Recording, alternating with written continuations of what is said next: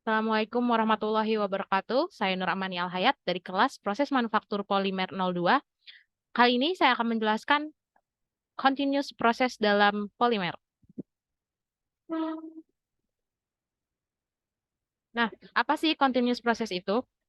Jadi, proses continue dalam industri polimer melibatkan produksi polimer atau produk plastik tanpa henti. Produksi menjadi lebih efisien dan terstruktur jika dibandingkan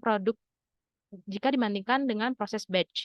Hal ini karena proses batch memiliki beberapa kekurangan. Salah satunya adalah kurang efisien karena melibatkan siklus produksi yang terputus-putus. Selain itu, sulit untuk mengontrol secara presisi parameter proses selama produksi dan seringkali memerlukan waktu yang lebih lama. Terus apa aja sih kelebihan dari continuous proses ini?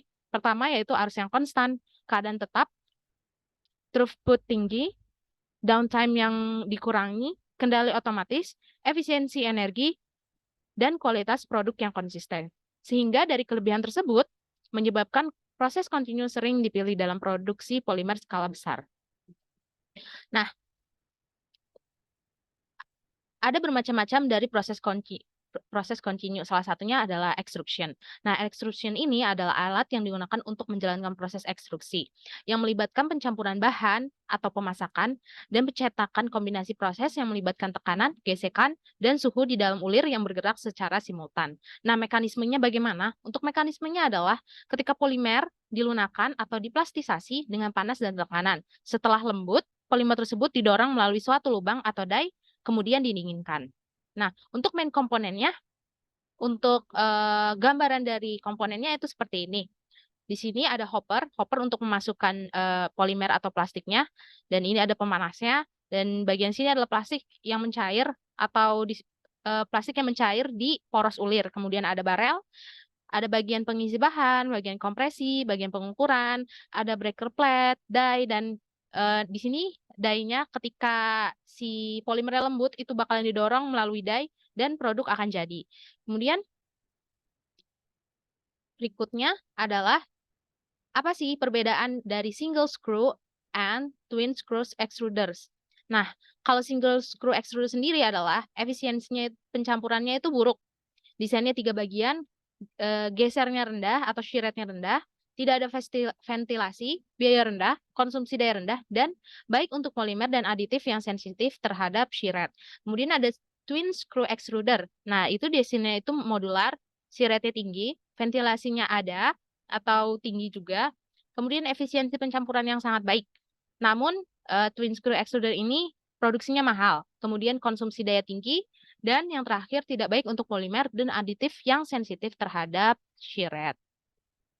Kemudian apa aja nih parameter yang mempengaruhi properties dari produk polimernya tersebut? Yang pertama ada suhu. Nah, suhu barrel extruder dapat mempengaruhi kualitas fisik dan fungsional produk yang diekstruksi. Misalnya, meningkatkan suhu bakal meningkatkan indeks penyerapan air atau water absorption index. Dan indeks kelarutan air, water solubility index produk.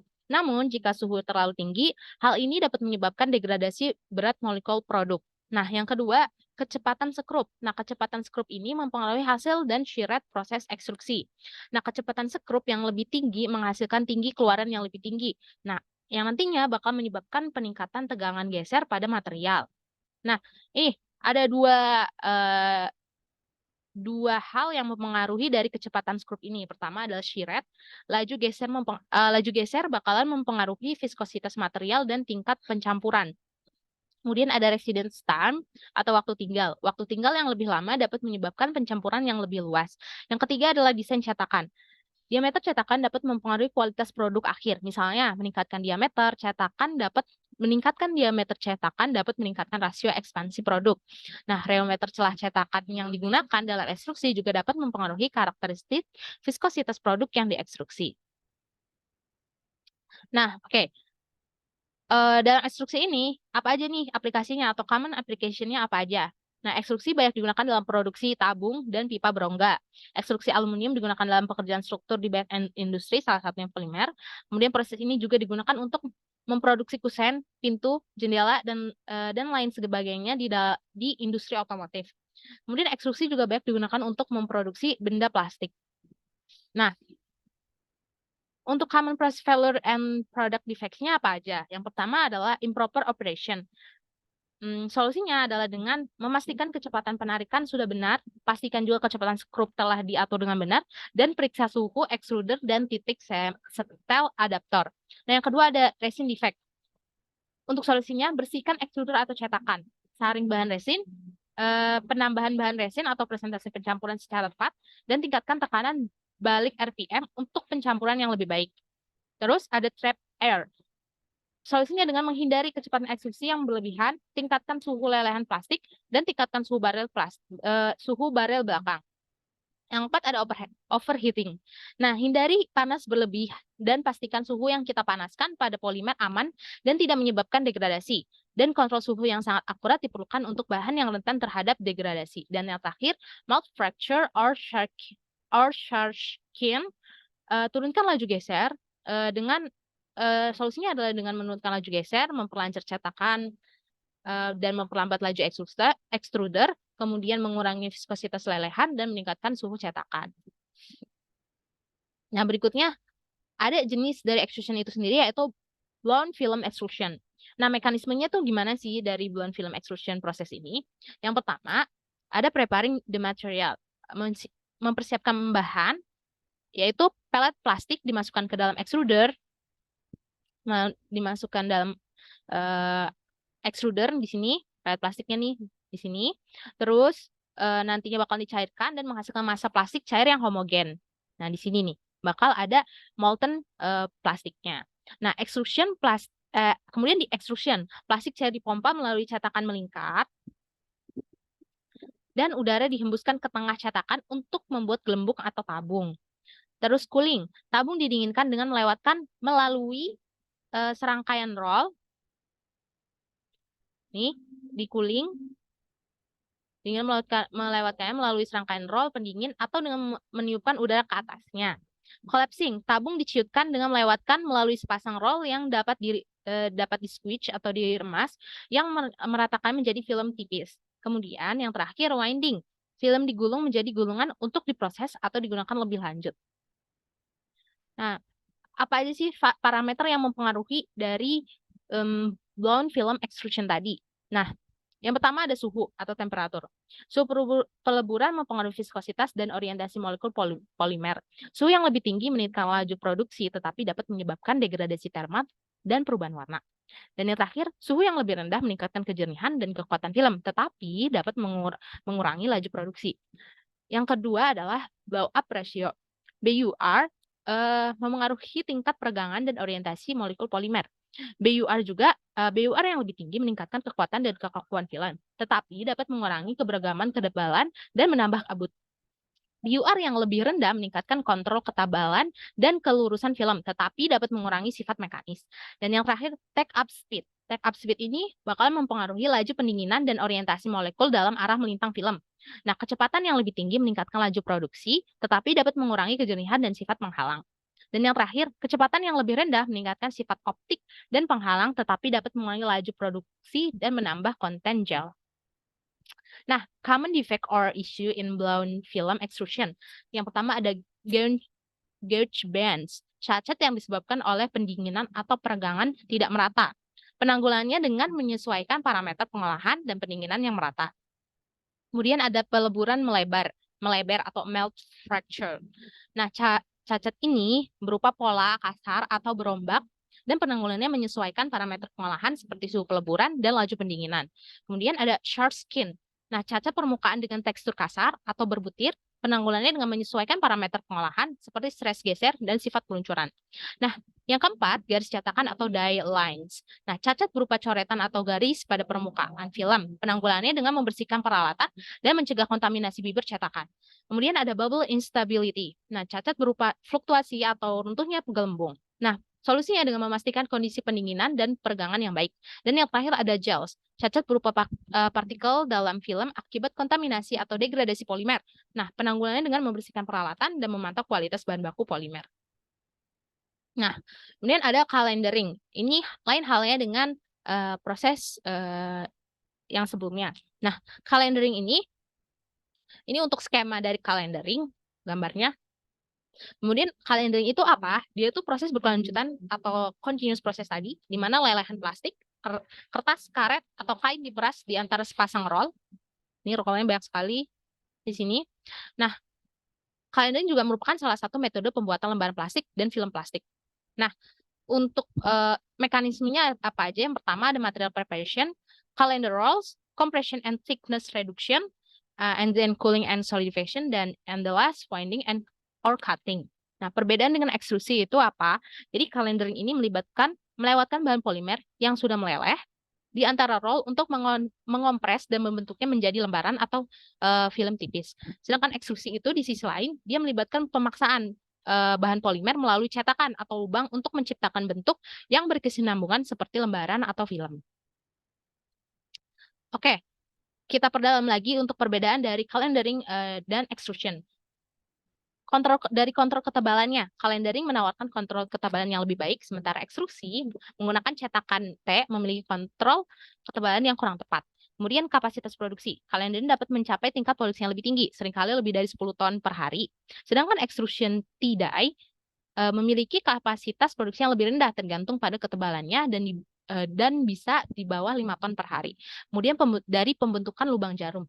Film yang dikalenderkan mungkin memiliki masalah dengan lubang jarum pada pengukur kurang dari 6 mil. Sementara film yang diekstruksi biasanya bebas lubang jarum bahkan pada pengukur yang lebih tipis. Dan penampilan dan kilap. Lembaran yang di kalender biasanya kurang mengkilap dibandingkan bahan yang diekstruksi, dan roll yang digunakan dalam kalender dapat menimbulkan noda permukaan dan penumpukan tepi pada jalur lelehan yang menghasilkan spesifikasi hitam. Kemudian yang terakhir, sifat tarik dan kontrol ukuran. Bahan yang di kalender biasanya memiliki sifat tarik yang lebih tinggi dan kontrol pengukur yang sangat dekat dibandingkan dengan film yang diekstruksi. Nah, berikutnya roll of calendar rolls. Jadi fungsi dari gulungan kalender itu adalah pertama, memeras lelehan polimer. Gulungan kalender memberikan tekanan pada lelehan polimer, memaksanya mengalir di antara gulungan dan membentuk lembaran kontinu. Dan yang kedua, mengontrol ketebalan lembaran. Celah di antara gulungan kalender menentukan ketebalan produk akhir. Kalender modern dapat mencapai toleransi serendah 0,005 mm. Dan yang ketiga, bakalan mempengaruhi permukaan akhir. Rangkaian gulungan kalender terakhir juga dikenal sebagai gulungan finishing, dapat mempengaruhi kilau dan tekstur permukaan lembaran. Dan yang terakhir, memastikan properti yang seragam. Gulungan kalender membantu mencapai ketebalan dan sifat yang lebih seragam di seluruh lembaran. Dan faktornya apa aja nih? Faktor yang pertama adalah suhu gulungan. Suhu gulungan kalender dapat mempengaruhi sifat lembaran seperti kristalinitas, orientasi, dan kehalusan permukaan. Temperatur gulungan yang lebih tinggi dapat menyebabkan peningkatan kristalinitas dan orientasi, sehingga menghasilkan lembaran yang lebih kaku dan lebih transparan. Dan yang kedua, kecepatan gulungan. Kecepatan putaran gulungan kalender memengaruhi ketebalan dan hasil akhir permukaan lembaran. Kecepatan roll yang lebih tinggi dapat menghasilkan lembaran yang lebih tipis dan permukaan yang lebih halus. Sedangkan kecepatan yang lebih rendah dapat menghasilkan lembaran yang lebih tebal dan permukaan yang lebih kasar. Oke, tipikal defect apa aja yang bisa terjadi pada proses calendering? Yang pertama ada gelembung internal. Penyebabnya karena kandungan air yang tinggi dari bahan peracikan dalam karet, bahan pelembut yang mudah menguap, suhu kalender yang tinggi, atau tekanan yang terlalu besar. Solusinya adalah kadar air dari bahan peracikan harus dikurangi dan suhu serta tekanan calendering harus disesuaikan. Nah, kemudian pengukur yang buruk, penyebabnya suhu yang tidak tepat, kompon yang tidak tepat, atau aliran yang tidak tepat. Solusinya dengan suhu dan aliran harus disesuaikan dan kompon harus diperiksa kualitasnya. Kemudian perubahan warna. Penyebabnya adalah senyawa yang buruk atau kualitas pigmen. Solusinya, kualitas pigmen dan kompon harus diperiksa dan bahan regrind harus dihindari. Nah, perubahan warna ini. Kemudian ada coreng-moreng. Penyebabnya oleh senyawa yang buruk, suhu yang tidak tepat, atau kontaminasi. Solusinya, kompon harus diperiksa kualitasnya dan suhunya harus disesuaikan. Kemudian ada variasi ketebalan, penyebabnya defleksi pada gulungan atau ketidaksejajaran. Solusinya gulungan harus diperiksa keselarasan dan defleksinya.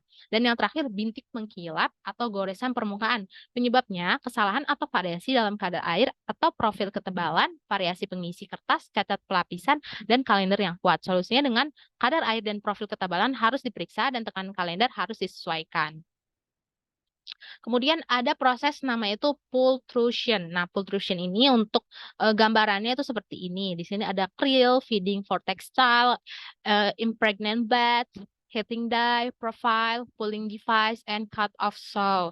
Nah, pultrusion ini adalah proses manufaktur yang menghasilkan profil polimer yang diperkuat serat yang panjangnya kontinu dengan penampang melintang yang konstan. Nah, prosesnya ini melibatkan penahan bahan mentah, seperti gulungan filamen atau kain, lalu melaluinya em, melalui apa maksudnya dari gulungan filamen atau kain itu dilalui ke cetakan yang dipanaskan.